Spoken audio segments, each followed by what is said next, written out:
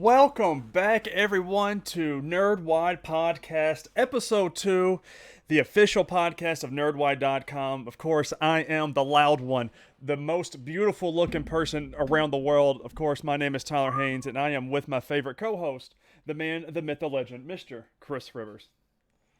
Um, your intro was a lot better than mine. Listen, I am Uh, you know, I am bringing the energy this week because we have so many news to get into. But first, let's get right into the housekeeping. Patreon will be live if you go to NerdWide. Um, Patreon.com. We're going to try and do /NerdWide, of course. As we're recording this live, I don't have it set up yet, but it will be set up afterwards. Now, I know a lot of people have been asking, Chris, what are the Patreon rewards? Well, let me tell you what they are. So, for $1, of course, you will get early access to all episodes. Of course, this bills you monthly. It helps supports the stream. It helps keep the content rolling and helps us upgrade our setups and things like that. If you want to see the streams be better, if you want to see if you want to see me, if you want to see Chris, I mean that's a big one too. Um, that's one of the big things your money and Patreon will be going towards. Of course, the $3 level, we're going to watch, play, and read. What that means is it gives us titles to watch, read, or play. We'll get those. We'll get those ASAP. Those will be our priorities for the streams and episodes. For TV seasons, series, and games, we'll commit to a certain number of watching hours and reading hours per week. So if you want us to review something, if you think donate $3 a month and let us know what you want that to be, and we'll do it. That's what it's going to be.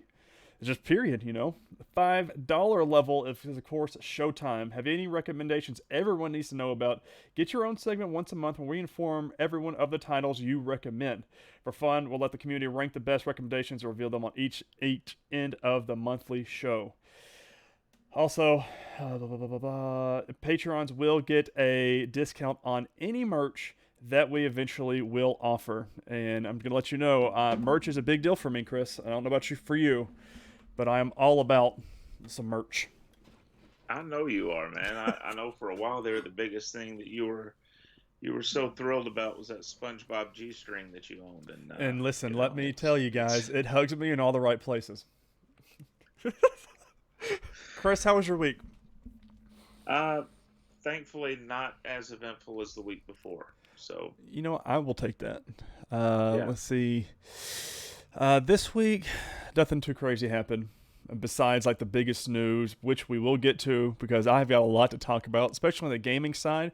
But we have a lot more news in the TV and movie side as well than we did our launch episode or pilot episode, if you will, as they call it in the TV industry. And of course, Chris, yes, you are right. That is a nice segue into our TV topic. I just have to know, have you watched anything this week? What's your TV been looking like? no real TV this week outside of the normal stuff. So I do want to note one thing though. Um, this week, the fifth season of Legends of Tomorrow did come out on Blu-ray. Ooh. So, if you want to pick that up, it's a good time to do it. So I think I'm looking on my shelf back here. I know we've got Arrow, Flash, and 2 seasons of Supergirl. It's because usually for Christmas every year I buy Jamie the every single season. I haven't Right. done that for the past 2 years, so I really need to get on that. I'm glad you said that though, because I need to put Legends on the menu as well. I've been watching, the Boys episode dropped yesterday. Such a good show. Of course, Big Brother. Jamie and I watched Mass Singer. We tried to do a little game of bragging rights. Excuse me. And I think that's it. Those are our mainly three shows. Oh, and we are in the final season of Smallville. And Chris, let me tell you, season 10 is way better than season 9, and Yeah, we're only in episode 4. there you go. Oh, I don't know what they did, but they're bringing people back. They're not doing crazy looking filters anymore, and man, it looks so good, and I'm so ready to watch it. Just to continue to keep watching this. Oh, you finished Smallville, right? Right. Okay. Yeah. Oh, so it's every weekend. That's what we do is we make sure we catch up on Big Brother if we didn't watch it throughout the week, and then we just binge watch. Tomorrow is all we're going to do is binge watch Smallville, and it's my favorite Sunday pastime after watching football, of course. All right, let's get to these news. Now, Chris, this is a big one. And I've been questioning to myself and mainly to my wife. My wife just sits there and listens and nods and goes, yeah, whatever you say. But we finally got a new WandaVision trailer. And the biggest news out of this WandaVision trailer is that if you go into Disney Plus's app and go into WandaVision, it says coming December 2020. Finally, we are getting some new Marvel content this year. Uh, we'll get to the movie scenarios and talks here in a little bit, but that's we haven't had any Marvel news all year long. If you really look at it, we hadn't had anything new from Marvel. Hmm. Yeah, And and did you watch the trailer? I haven't seen the trailer yet, Oh, dude, but it's I good. do know that there has been, just with the show in general, there was some concern about a shot of Vision in his original costume, Yes, it looks so and good. people were going, "Oh, it looks kind of cheap," but they've put it in context. Yeah, that's the He's point of it. he's dressed up for Halloween, apparently. Oh, well, that would make sense too Yeah. because Scarlet Witch is in her OG costume, and I think I was listening to Comic Book Nation, comicbook.com's podcast, and they were saying that the deal that oh god, why can't I remember her name? The Olsen girl, the one who plays Scarlet Witch, Elizabeth Olsen. Elizabeth Olsen. She said Yeah. in her original deal to Kevin Feige, she said as long as I do not have to wear that original suit, and when she signed on, of course, for Avengers Ultron and future movies, and he said deal. So I wonder what happened if she just kind of fell into a role and said, you know what, yeah, I'll wear it, and so she does it. I'm sure it's just only for like a scene, but it's not gonna be for anything crazy. But I mean, I'm excited. I'm just excited to get Marvel content this year. And I mean, again, we're gonna get into a bigger topic of it in the movie section or topic of our show, but I'm excited for it. And, speaking of, in our next news story here, we've got CW's Supergirl is ending its run in 2021 with its sixth and final season.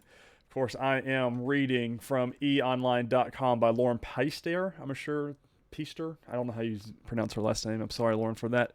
She writes, another Arrowverse show is saying goodbye. Supergirl will end after its upcoming sixth season, the CW, Warner Brothers, TV, and Berlanti Productions announced on Tuesday. Production will begin later this month, and scripts are currently being worked on for the final 20 episodes, which will debut later in 2021. She goes on to say the series began in CBS in 2015 before moving to the CW for season 2, and it joined up with, of course, the usual CW Arrowverse shows. You've got Arrow, you've got, Legends of Tomorrow, and the Crisis, of course, was the biggest crossover this year. And trust me, man, that was absolutely wonderful. If you haven't seen that yet, What is this? but I am saddened to see this go. I don't know why it's taken so long for it to happen. Or why this is ending now. I mean, they haven't really said anything. I know Melissa Benoist said a comment. Let me pull it up real quick about it ending. I don't know if it came to a surprise as everybody. I don't know if Corona did anything. But Melissa says on her Instagram, to say it has been an honor portraying this iconic character would be a massive understatement. Seeing the incredible impact the show has had on young girls around the world has always left me humble and speechless. She's had that impact on me too. She's taught me strength I didn't know I had, to find hope in the darkest of places, and that we are stronger when we are united. What she stands for pushes all of us to be better. She has changed my life for the better, and I am forever grateful. I'm so excited that we get to plan our conclusion to this amazing journey, and I cannot wait for you to see what we have in store. I promise we're going to make it one hell of a final season. And it says, Love El Mayara. I'm I'm kind of curious. Do you think that maybe she's just decided she's ready to move on? Or maybe Um, they couldn't work out a deal for a new contract or something like that? I don't know, man. I mean, technically 6 seasons is a good run, Yeah, it and is. and I'm I don't know. I'm conflicted because I haven't finished this season out. I know they. I was reading some more reports that at the end of this season, that on Netflix now, is that some of the episodes were when COVID hit, so they kind of had to wrap things up. Hmm. I also think it's kind of weird we're only getting 20 episodes instead of your normal 22.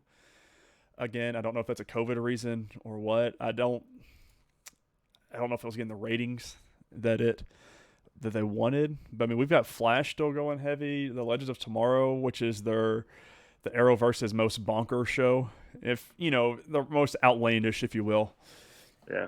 And then of course they've got Stargirl now, which I'm assuming is going to move to CW. I don't know if they've officially confirmed that yet. Again, I haven't watched it, and they've got Batwoman as well. I don't know. Maybe we will see her in crossover episodes, or are they going to kill her off, or what are they going to do with the story? I really don't know. But it's unfortunate. I really like Supergirl. My oldest daughter absolutely loved the TV show. I mean, and still loves the TV show. I haven't told her yet, but Uh-oh. I know. It was her birthday That yesterday. I didn't want to do all that. the other question too. Remember, they've DC has tied, and Warner Brothers has tied the CW's hands with some of these creative decisions if they have a movie coming up. Because back in I can't remember what season it was of Arrow, they were going to tease Harley Quinn, or they did tease her. Oh yeah, it was like that was early, like season 3 or 4. But they were told they couldn't go any further with it because the Suicide Squad movie was coming up, and they wanted her to be a big screen character. So I wonder, maybe we're getting a Supergirl movie. Oh, don't you tempt fate like that, Chris. But I'm excited about it if they do. That would be a good movie. I mean, we still have, because it opens a lot of questions for me, because we had the Superman and Lois, or was it Clark Kent and Lois show coming out, and of course, after this Crisis season, they're all in the same world now. So I'm like, do you kill her off because she's cousins with Clark? I don't know. It opens a lot of questions. She'll probably guest star. Yeah. On that show. God, I'd be okay with that. I wonder if I'm sure once reports more and more start coming out. I mean, by her comment, it doesn't sound like she was, adverse to the fact. It sounds like she's okay with it. Yeah. But another news story we've got coming up is, of course, this is for Disney Plus. Sam Jackson to star in the Nick Fury series for Disney Plus. And to read this one, we are heading to comicbook.com, of course, by Russ Burlingame. He says, Samuel L. Jackson is finally set to get his own Disney Plus series as Marvel's Nick Fury. The Agent of S.H.I.E.L.D. will headline his own show almost 10 years after the first rumors started to circulate that Jackson could either get a TV or a TV show based on his own character, who, of course, first appeared in Iron Man, and was the glue that held the desperate Marvel movies together before the characters united in Marvel's The Avengers 2012. There's not a whole lot of bigger news. If you get down here in 1998, Guardians of the Galaxy Volume 2's David Hasselhoff starred as Nick Fury in a Nick Fury Agent of S.H.I.E.L.D. TV movie that was supposed to operate as a backdoor pilot for a potential series, which never came to be. So it sounds like they originally started to get a series going. We're finally getting one with our own MCU Nick Fury. Of course, this is just reports that the show is actually being made. Sam Jackson's already agreed to it, but that's it. Like, we don't have any new castings. We don't have any recording dates or anything like that. It's just Sam Jackson is getting his own Nick Fury series. And I hope we get the kitty cat from Captain Marvel in it that, cut his eye. Spoilers. Right. Listen, if you hadn't seen it by now, it's been 2 years. All right? Yeah. What do you think? I mean, are you excited for this? Is this something you're going to want to pay attention to, or are you just going to kind of let it go? And that was a Marvel pun, by the way, or a Disney pun. You always, and I mean always, pay attention to Sam Jackson. I would say that, but if I didn't, I want him to come scream at me, because that would be great. I feel like he'd be a great life coach. I wouldn't want to fly on a plane with him, but I feel like he'd be a good life coach.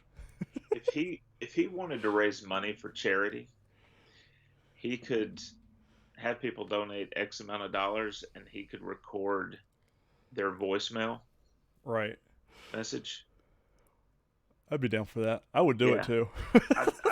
I'd take that on my phone. Right. Yeah. Mr. Jackson, sir, do you mind recording my voicemail? No, I'm excited about it. Of course, I will watch anything Marvel. I think the only thing I haven't watched is the one. Whoa, man, I blank every single time I try to think of something. It's the Captain Carter show. I never watched it. Agent Carter. Agent Yeah. Carter. Never watched it. It was good. Yeah, I'm just not.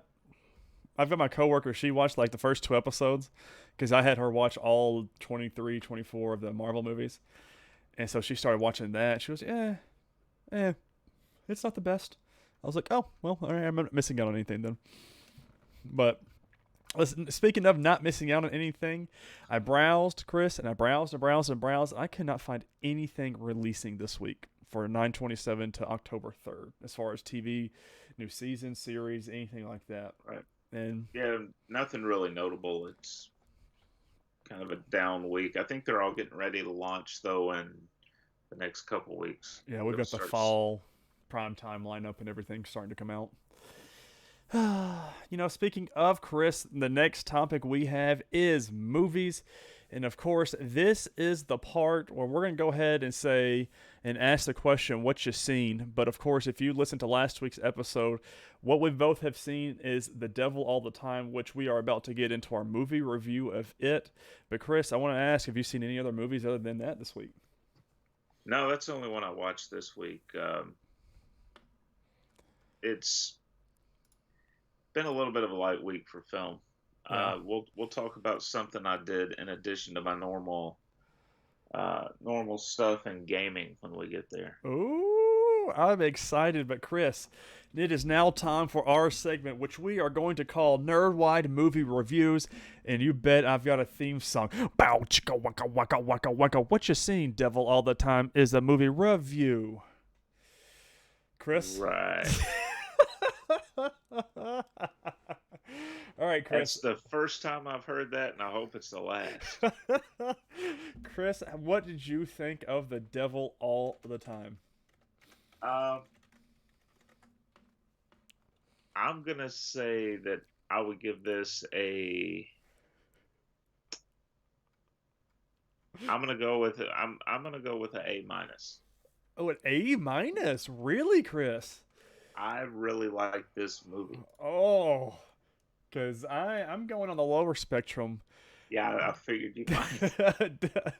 So mine is D plus to C minus. We'll try and stick away from spoilers. Really? Yeah, in case like someone still hadn't watched it yet. I mean, and I was telling my wife this morning as I was sitting there, I was getting ready for the gym because she asked about it because she was asleep when I was watching it, and I was like, the more I think about it, the more I like it. But I wasn't really bored. It's just not one of those type of movies that I typically enjoy. But it's definitely not action packed. No, but the how they tied all the stories together right there at the end was beautiful. Like I really enjoyed what they did. I know it's based off the book of the same name, but I don't know if we'll ever get a new one. I don't know how much money they got off of this, if it was highly appraised. I mean, on Metacritic it's at a 54, so I mean on the lower spectrum. But of course it was directed and written by Antonio Campos. Of course we got Tom Holland, Bill Skarsgård, Donald Ray Pollock, Sebastian Stan. I mean, we've got quite a couple bit of MCU characters in there, which is why I kind of wanted to see it, and the trailer looked really good. But man, was this a twisted show from the movie from the 1950s. Yeah.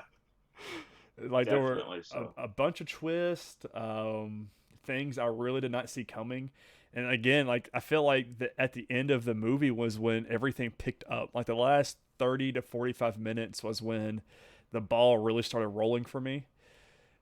And I'm just going to say Tom Holland's a good shot. That's all I'm going to say. That's or really lucky. definitely a slow burn story. Yeah. Um, Also in it were Robert Pattinson, Bill Skarsgård. Dude, Robert Pattinson's like southern preachery voice, like I'm gonna say it right here. Like I didn't really enjoy the movie because again, like I said, it was not really my kind of story or anything. But the acting from literally every single character and actor was absolutely phenomenal. Right. Like they all played their roles extremely well. I like how it was shot. I like how they opened it up. I like how it all connected at the end. Man, it was they all did a really good job. But yeah, I think I'm gonna stick with the C minus on this one. And it was a really good performance too from Riley Keough, right? Yeah. She was Sandy, but you know, Tyler, you might not know this. She's actually Elvis Presley's granddaughter. Wait, is she really? Yeah. No kidding. Now she's had a lot of pretty big roles in Hollywood.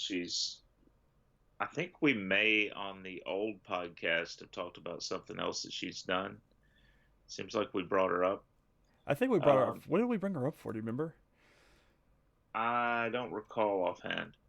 It's been a while. Yeah, it Uh, definitely has. but yeah, as Sandy, she that's one of the more interesting characters of the whole movie, really. they her story, like wrapped with Sebastian Stan's character, Uh-huh. was I like what they did and what he did.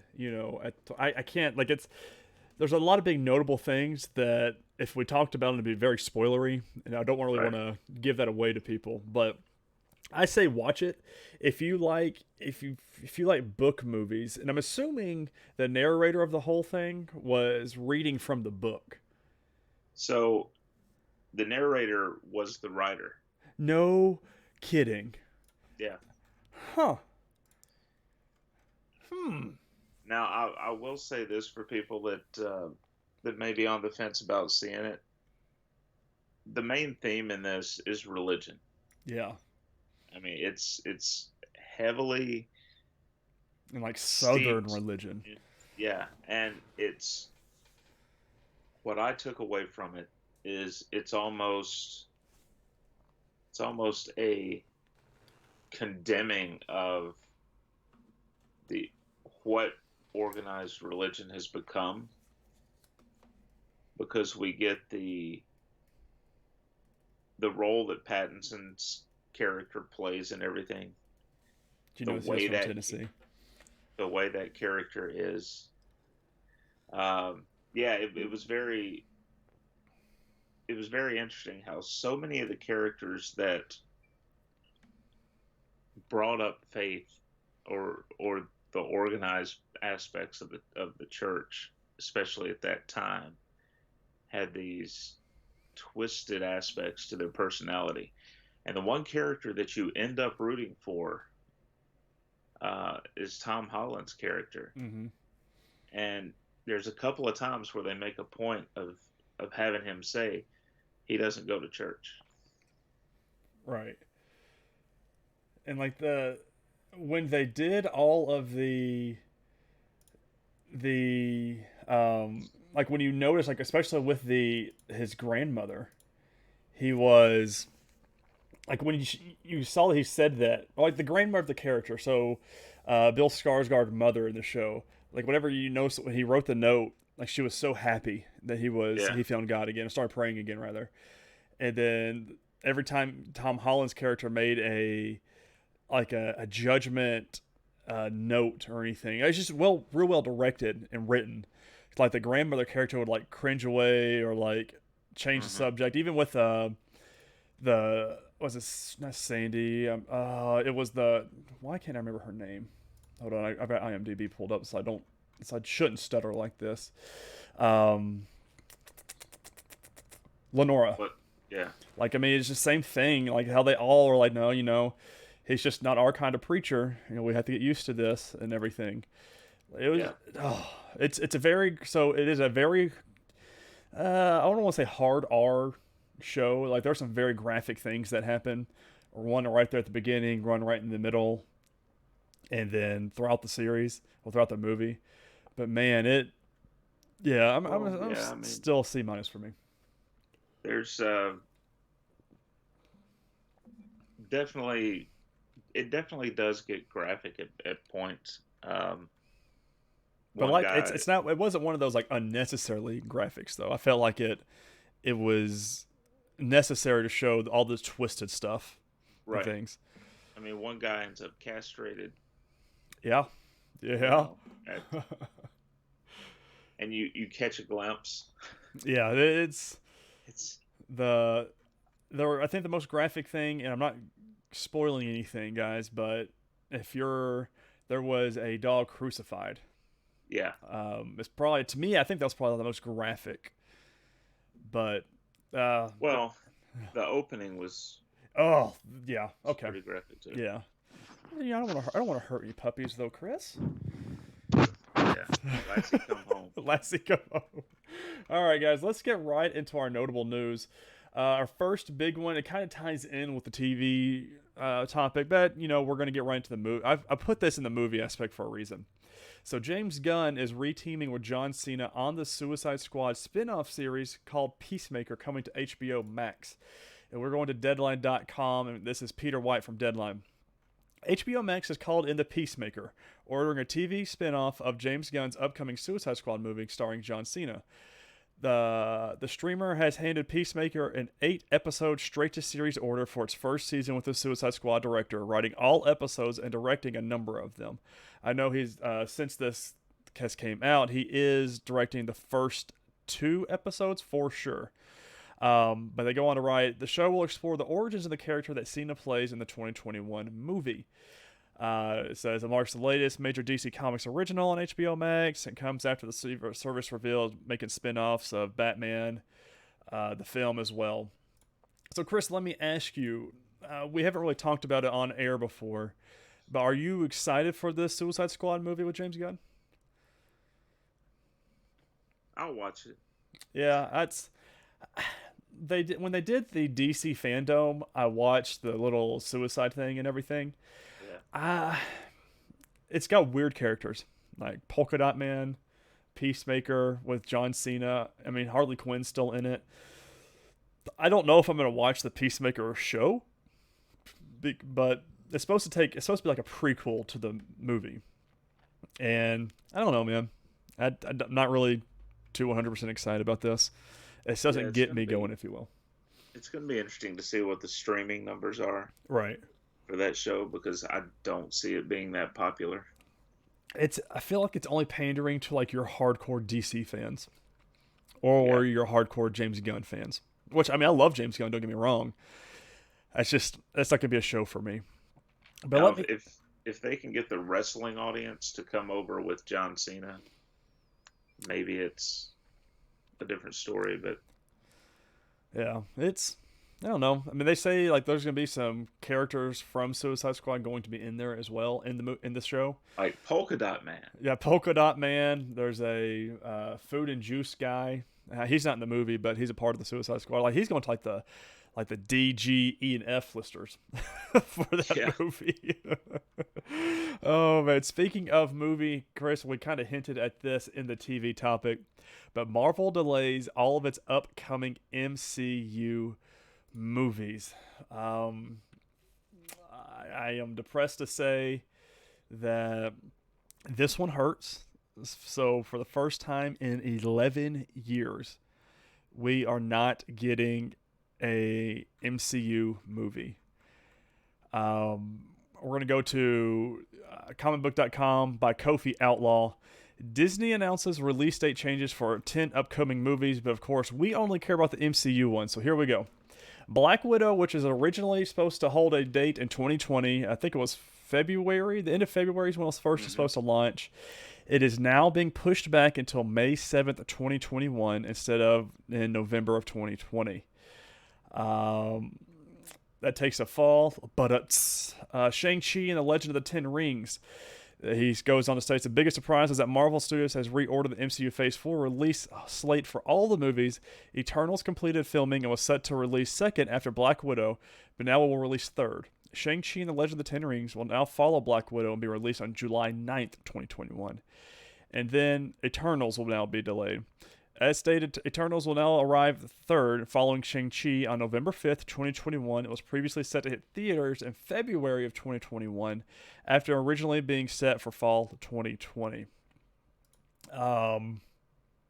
That's rough. I'm just gonna state it how it is. I probably one of the biggest MCU fans you can find around, and to not have a movie in a whole year. I mean, I know nothing is sacred in 2020, Chris, but this still hurts. When they kept pushing it back, I kind of figured it was coming. And then I was looking at reports. Again, do not take my word for any of this. But I was reading reports that Mulan here in the States only made $60 to $90 million on a $200 million budget. And I've been telling everybody, if Mulan does well, we'll get Black Widow on Disney Plus. But if it does not do well, they're going to push it back and wait for theaters. And I mean, I was right. But it's also a different audience, right? Mm-hmm. I think the Marvel fans would probably triple those numbers. I could see it. My biggest thing was because if they were going to do it that way. So you could watch Mulan, I think it was for $25 here in the States, which you only get it for 24 hours. But my biggest thing is that's the price you would pay for a DVD here. Right. So why would they're supposed to equate it to movie theaters. Wasn't the deal that if you were a Disney Plus subscriber, you would get it for as long as you kept the subscription? Wasn't that what they did? And now that you say that, Chris, that does sound right. But I mean, they're releasing it for everybody else until in December, anyways. Mulan is. I mean, it did get a real big rating and money numbers over there in China, which is the biggest market. Obviously, right. They said they got a lot of things wrong and anyways. But man, this still hurts. I want an MCU movie. When they kept delaying it, I was like, okay, awesome. November, we're end of the year. Something good to look forward to. Hey, you could always watch Agent Carter while you're waiting on All right. I see what you did there. Well, and speaking of releases for this, we've got another big fat goose egg for movies. Again, this is all going to pick back up, I feel like, in the next coming of weeks because of Halloween. We're going to should get some scary movies coming out soon. Tyler's favorite. I can't wait. I mean, listen, Halloween is by far my favorite holiday. I just don't like scary movies whatsoever. But that's a big fat goose egg. Now, Chris, let's get into this, and we've got a bunch to talk about. I've got a bunch of opinions, and it's going to get crazy, like the game's topic usually does. But before we get into the notable news that everyone's been asking about, what you been playing, Chris? Well, I always play Madden and MLB The Show. Those are staples. That's going to be every week. But I started Avengers. Shut the front door, Chris. Oh, tell me. Don't tell me. Tell me all about it. I didn't play very long. I made it to the point where I have to... Well, the biggest question is, who have you unlocked? And that's the easiest spoiler-free way to figure out where you are in the game. So I'm in story mode. Right. And I haven't really unlocked the character. Okay. So you've only been playing as Miss Marvel then? Yeah. And let me tell you, Chris, she steals the show. I said it last week, and I'll say it this week. Have you... It's not really... Have you...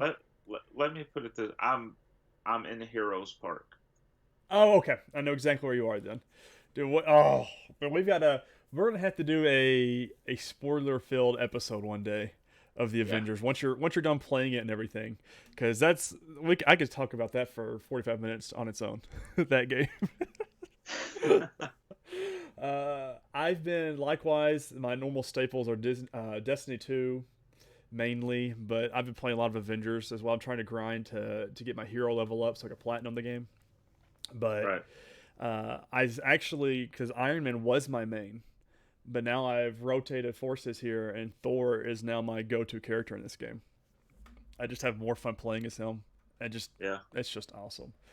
I do like that at the very beginning, you get a chance to play as each one. Oh, they did that so well. Well, so that was if you played the beta, you played that mission, or if you behind closed doors like at E3 and events like that, that's what you did. You did just that whole bridge thing. Right. But The dude, the A the Day. one thing that I wish that they would have done, the one change at this point, and I don't know, there might be something like this later on. I enjoy the more open-ended, branching storyline sort of gameplay where if you don't get out of a certain situation, the story continues with that. Oh, consequences is what you're looking for. Yeah, I'm looking for consequences. Whereas with this game, from what I've played so far, and I don't think it'll change, if you don't succeed at what they want you to do, it's try again. Right. And I'm like, well, I just have the story continue, and I've got to figure a way now to get out of it. I see what you're Down saying. the So road. yeah, Avengers is definitely a linear story, whereas like you're more so like a Fallout, Skyrim type story, like where you Until Dawn until was one that I loved. man, what a game that one was. Yeah. Speaking of Fallout and everything, Chris, here is like I don't know. I think I texted this to you. No, because I think you were asleep. So I put it in the docket.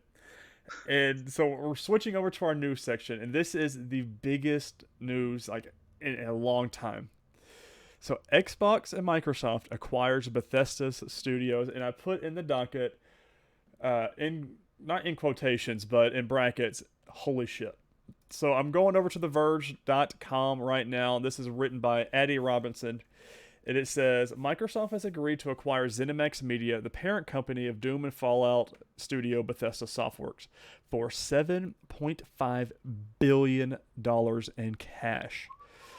The acquisition follows earlier Bethesda games coming to Xbox Game Pass on console and PC, and it gives Microsoft control of upcoming games like the space epic Starfield. Microsoft says future Bethesda games, including Starfield, will launch on Xbox Game Pass day and date they come to Xbox or PC. Of course, this news arrives just as Microsoft is gearing up for its brand new console launches, the Xbox Series X, Xbox Series S, and Bethesda had already announced two upcoming games for PlayStation 5 and PC exclusives, which are Arcane's Deathloop and Tango Gameworks title Ghostwire Tokyo. But a lot of people, so there's a lot to take in here. First off, $7.5 billion is a lot of money.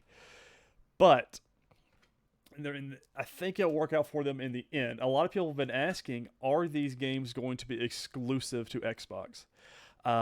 Like the games I just read, Arcane's Deathloop and Tango Gameworks Ghostwire Tokyo, Phil Spencer came out and said that they will honor those exclusivity deals with PlayStation 5, which is wonderful. I mean, good for them. Well, they don't really have much of a choice, right? I mean, you've already made the deal. Yeah.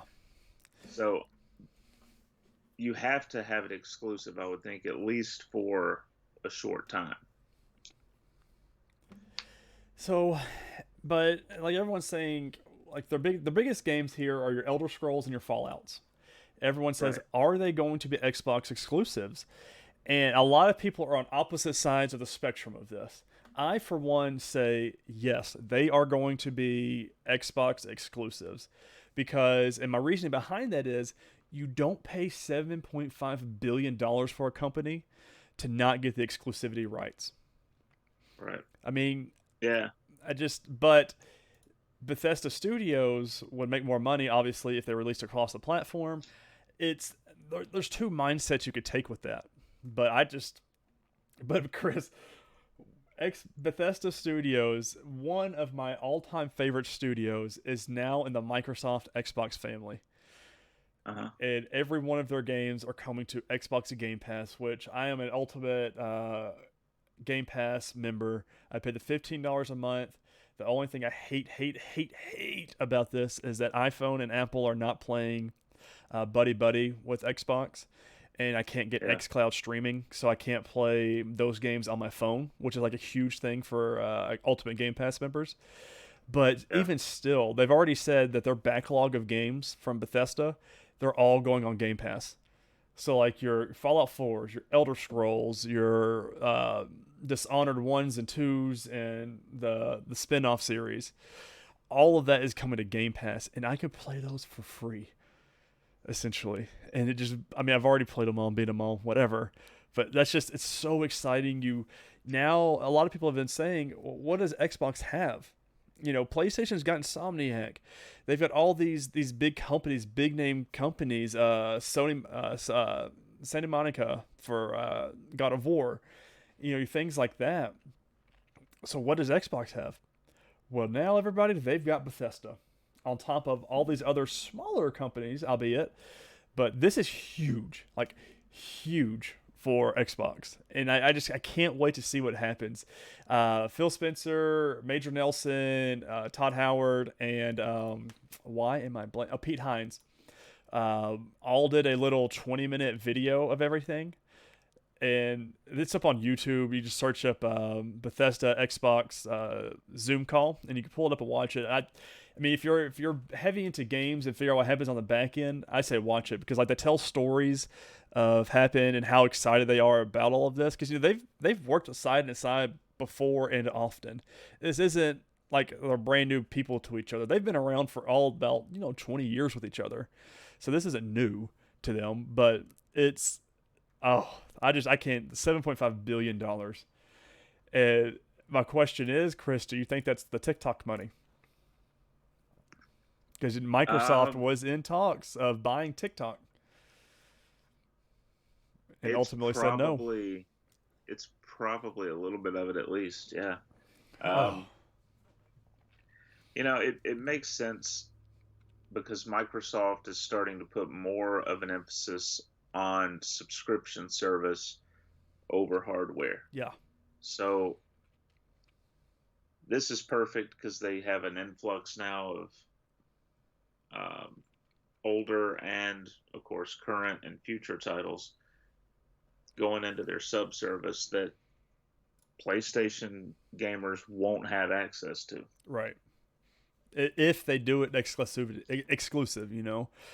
which again, that's where my mindset's at. I don't think that you buy a company for $7.5 billion and not do it exclusive. Or you can still do like your mainstream titles, your Fallout, your Elder Scrolls as cross-platform, and then have your newer IPs as exclusives.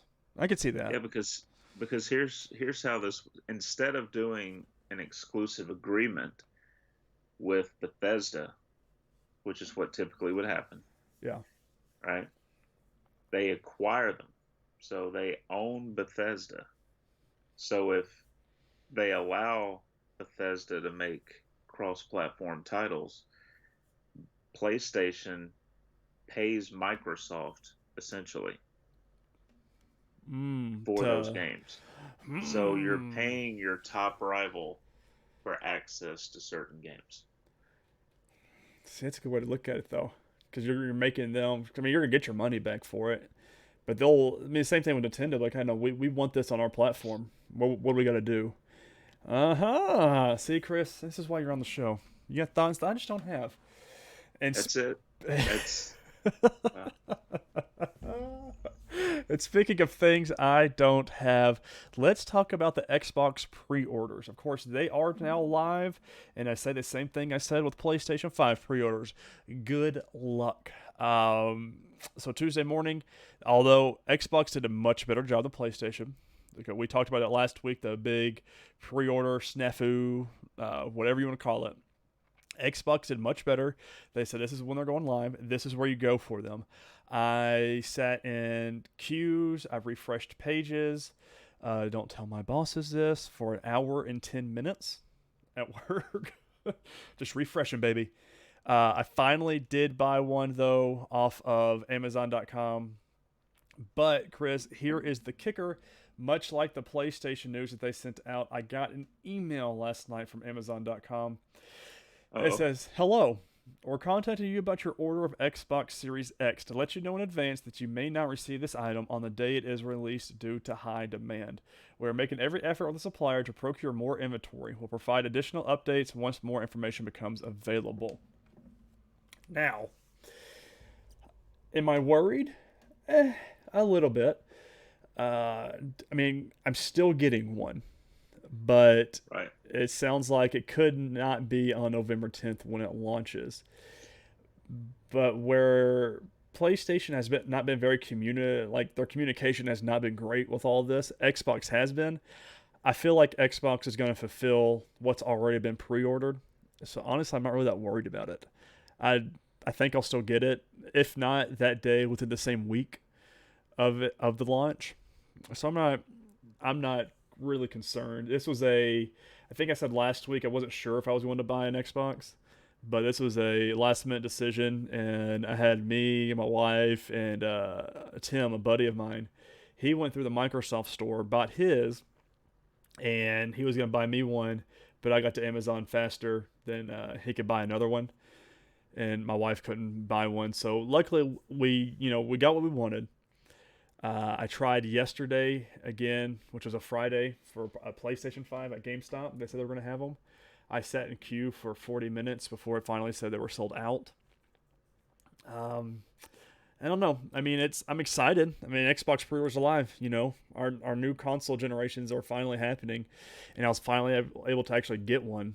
So I don't know. We'll see. I know you'll be going for the PlayStation down the line, but I know you haven't. I don't know if you've seen anything about the Xbox pre-orders.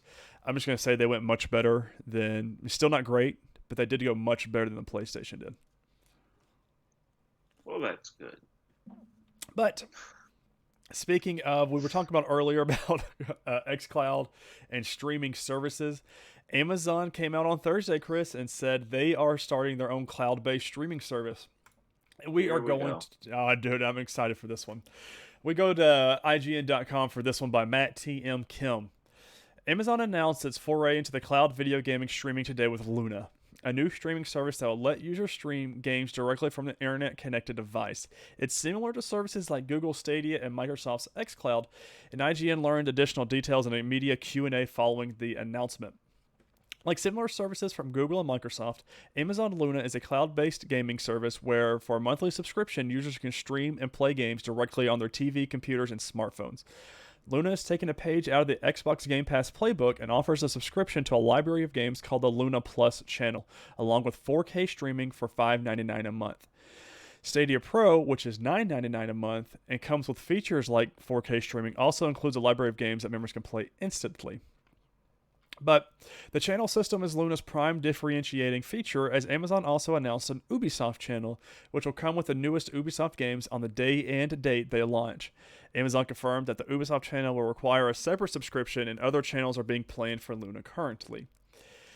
So he goes on and talks more about Amazon's takes in gaming. Of course, Amazon owns Twitch.tv, and they did come out and say that that's going to be implemented into the game, so into the service. So like if you see a Twitch streamer playing New World, which is their new MMORPG that's coming out from Amazon, you can essentially just click a button and download it.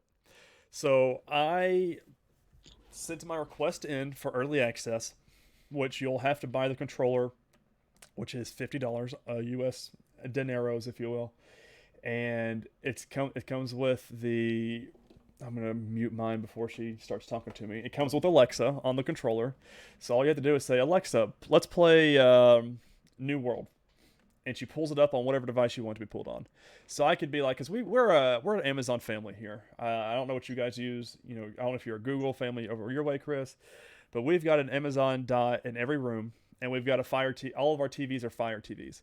So with this being said is, I could say, "Alexa, let's play New World on the Fire TV in the living room." and it'll pull it up instantly on my phone, on the TV, and just go right into it. So it's a $5.99 subscription service for like its core games, which it has a bunch of them already. And it looks like with Ubisoft, it's going to be $5.99. Oh, excuse me, I think it's $4.99. Yeah, $4.99 as well. And so, and you get all of their games day and date. It includes, they've already said, Assassin's Creed Valhalla and all of their new games coming out. Which, to me, if they do this right, this could be a big rivalry for xCloud.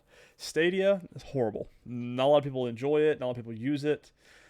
I'm very curious to see if Amazon does it better. I don't see how they won't. I mean, Amazon's is Amazon, you know. Does this do anything for you? Does streaming games like this? Is this anything you would be interested in? Anything you'd want to play or try out, or are you just good with playing on your PlayStation? I'll try it out. I mean, I'm a Prime member. I wish that there was a benefit to being a Prime member with this, but maybe there will be. Yeah, maybe there's no way that they will, because I mean, I think it's slated to come out next year. They just announced it. They just didn't really say when it was going to happen. But like, I requested for it, and they ask you to put your upload and download times in, what consoles you have, if you've done streaming services in the past. And so I'm like, I'll throw my hat in. I would love to have early access for this. And the controller color scheme is purple and black, and man, it looks good. But I don't know. I'm excited. It could pose competition for xCloud and Google Stadia, as much as competition there is for them. But I don't know, man. I'm excited. I like Amazon devices. I've been an Amazon junkie for a while. I always say, if you can't buy it off of Amazon, you don't need to buy it. There you go. And speaking of buying things, our notable new releases, finally we have something to talk about coming up.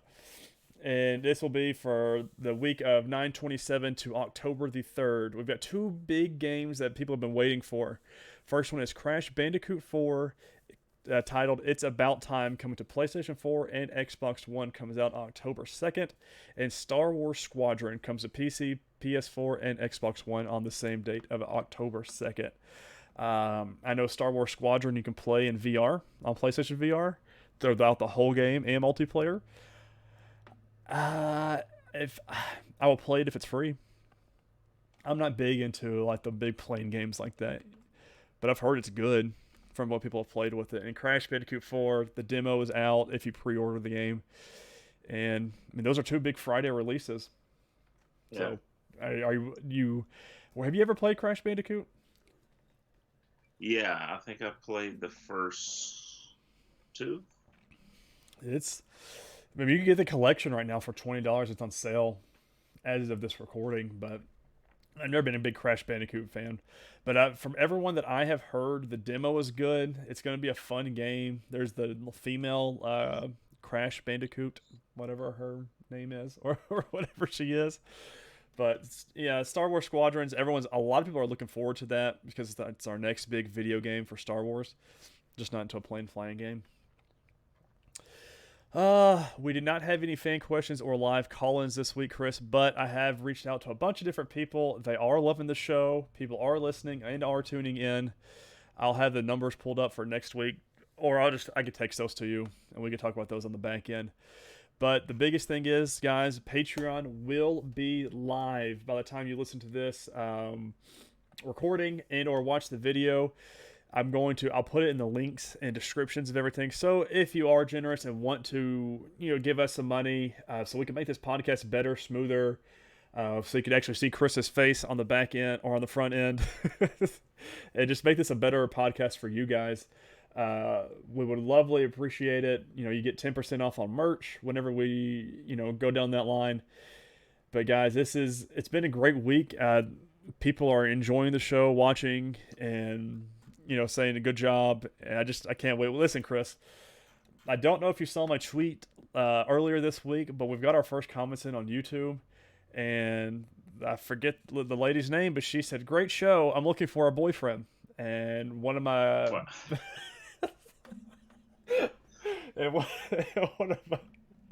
and And one of my buddies from streaming, Kame, he said, "Hey, that's weird. I'm looking for a girlfriend." I don't know if the conversation went anywhere else other than that, Chris, but I'm just saying we Well, could have a podcast relationship on our hands.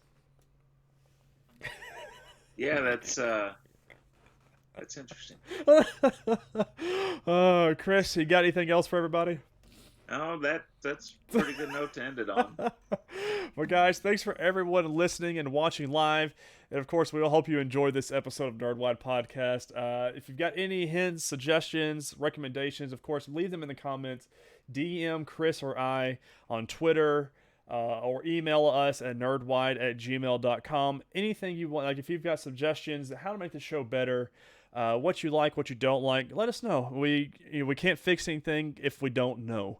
But of course, don't forget to share on all your favorite social media platforms, and don't forget to rate and review the podcast on your favorite podcasting services.